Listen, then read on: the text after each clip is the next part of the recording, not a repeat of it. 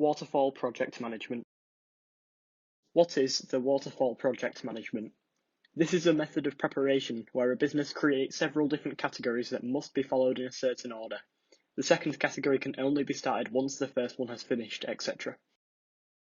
Why do businesses use this form of project management? The waterfall method is the most traditional and popular as of now. The end goal and different categories never really change, meaning that the targets are clearly set out and each employee knows what their role is. What does waterfall project management entail? There are several different steps in this method, consisting of gathering requirements, system design, implementation, testing, deployment, maintenance,